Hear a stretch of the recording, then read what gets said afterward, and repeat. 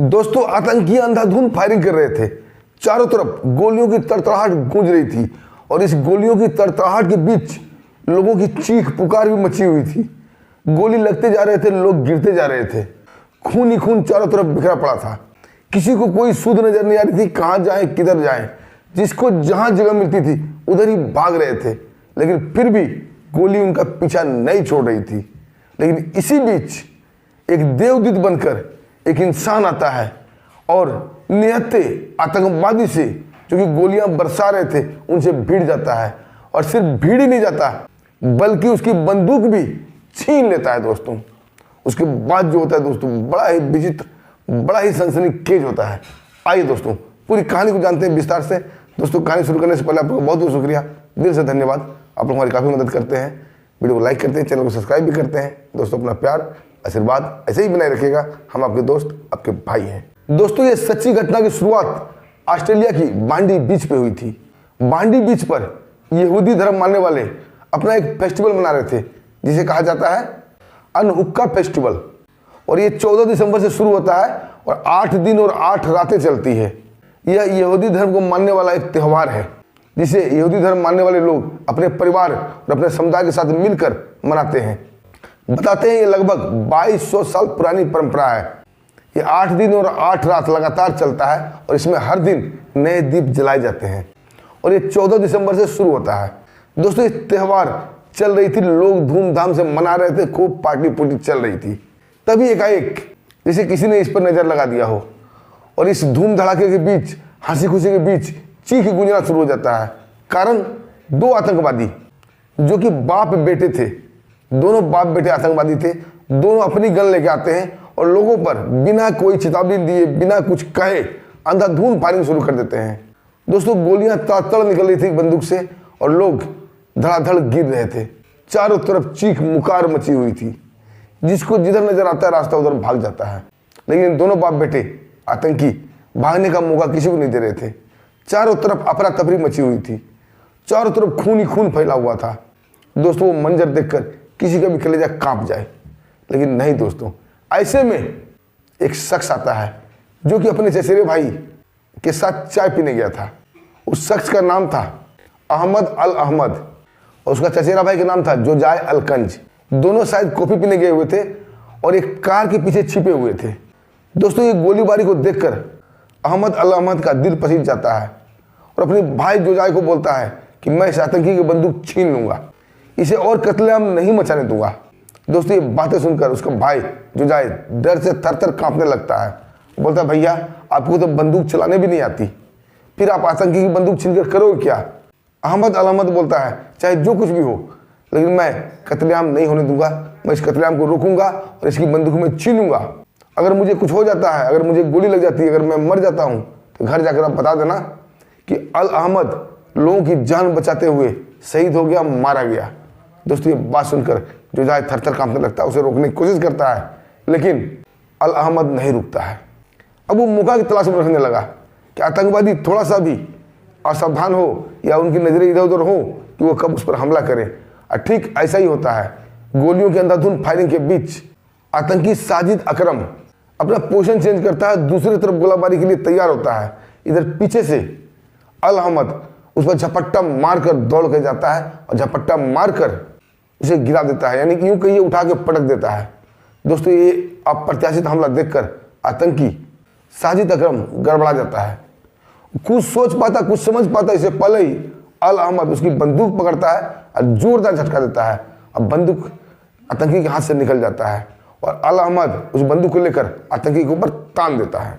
लेकिन दोस्तों मामला यहाँ उल्टा हो जाता है, क्योंकि अल अहमद को गोलियां चलानी नहीं आती थी। वो सिर्फ आतंकी को डराने के लिए बंदूक तान दिया और आतंकी डर भी गया और वहां से भाग गया।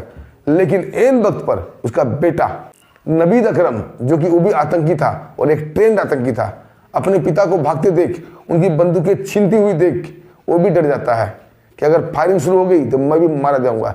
दोस्तों वो आओ देखता है ताव और अंधाधुंध फायरिंग अल अहमद के ऊपर कर देता है। अल अहमद अपने आप को बचाते हुए अपने पोजीशन बदलने की कोशिश करते हैं और इस कोशिश में वो बच तो जाते हैं, लेकिन 2 गोलियां उनके कंधे में लग जाती है और अल अहमद लोगों को बचाते हुए वहीं पर धराशायी हो जाते हैं। तब तक ये आतंकी नवीद अकरम भी भागने के मूड में था, लेकिन सुरक्षा बल तब तक आ जाते हैं और दोनों बाप बेटे को धर दबोचते हैं। दोस्तों सबसे पहले ऑस्ट्रेलिया का नया हीरो अल अहमद को हॉस्पिटल ले जाता है और ऑस्ट्रेलिया का सबसे अच्छा हॉस्पिटल सेंट जॉर्ज में उसे एडमिट किया जाता है। डॉक्टर तत्काल उसकी सर्जरी में भिड़ जाते हैं। दोस्तों दोनों गोली को सकुशल निकाल दिया जाता है और अल अहमद की जान बच जाती है। अभी वो बेड पर ही है लेकिन स्थिर हालत में है। उसके बाद आतंकी की शुरू होती है पिटाई धुनाई, उसे पूछा जाने लगता है। और दोस्तों जो कहानी सामने निकल के आती है वो इस प्रकार थी। आतंकी साजिद अकरम 1998 में पाकिस्तान से स्टूडेंट वीजा पर ऑस्ट्रेलिया पढ़ने आया था और अंदर ही अंदर ये आतंकी गतिविधि चला रहा था। अब ऑस्ट्रेलिया में टिकने के लिए उसे शादी करना जरूरी हो गया था और बेरेना नामक एक लड़की से वो प्यार का नाटक करता है और लास्ट में उसे शादी कर लेता है। अब उसे ऑस्ट्रेलिया का नागरिकता मिल जाता है क्योंकि स्टूडेंट वीजा अब फैमिली वीजा में बदल चुका था। और 2001 में उसका एक बेटा होता है, उसका नाम रखा जाता है नवीद अकरम, जो कि बड़ा को भी आतंकी बनता है या उसका बाप साजिद उसे आतंकी बनाता है। अब दोस्तों दोनों बाप बेटे आतंकी बन चुके थे।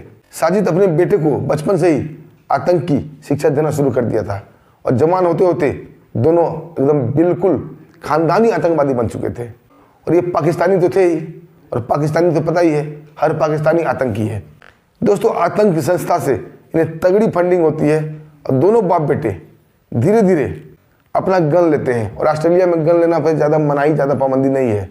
और धीरे धीरे ये 6 गन अपने नाम से लाइसेंस जुटा लेते हैं, बाकायदा उसका लाइसेंस भी लेते हैं, कई राउंड गोलियां भी खेलते हैं और दर्शाया जाता है कि दोनों शिकारी हैं, शिकार खेलते हैं। और शिकार के बहाने साजिद अपने बेटे नवीद अकरम को गन चलाने की प्रैक्टिस कराता है, उन्हें ट्रेनिंग देता है और घर में आतंकी बनने का ट्रेनिंग देता है और उसे एक अच्छा आतंकी ट्रेंड करके बना देता है। अब उसे इंतजार था 14 दिसंबर से अनोखा फेस्टिवल का। बहुत ज़्यादा फंडिंग हुआ था, इन्हें आदेश मिला था अनोखा फेस्टिवल में जितना ज़्यादा से ज़्यादा ऑस्ट्रेलिया को मार सको मारो। और दोस्तों यही होता है। बांडी बीच पर अयहूदी समुदाय के लोग सैकड़ों की संख्या में जुटे हुए थे, तो अपना फेस्टिवल मना रहे थे। और दोनों बाप बेटा अपना लाइसेंसिंग करने को पहुंचते हैं, बिना किसी को मौका दिए, बिना किसी को कुछ कहे अंधाधुंध फायरिंग शुरू कर देते हैं। लगभग 42 लोगों पर गोली चलाई गई थी और अभी तक 16 लोग मारे जा चुके हैं, बाकी हॉस्पिटल में एडमिट हैं। और आगे क्या होता है दोस्तों ये देखिए। इधर दोस्तों जो ऑस्ट्रेलिया के नए हीरो बन के, रियल हीरो बन गए अहमद अल अहमद, उसके बारे में ऑस्ट्रेलिया के प्रधानमंत्री एंथनी अल्बनीज ने क्या कहा। ऑस्ट्रेलिया के प्रधानमंत्री ने कहा ऑस्ट्रेलिया के लोग खतरे में भी दौड़कर लोगों की जान बचाते हैं, आतंकी से गन छीनते हैं, ये रियल हीरो है।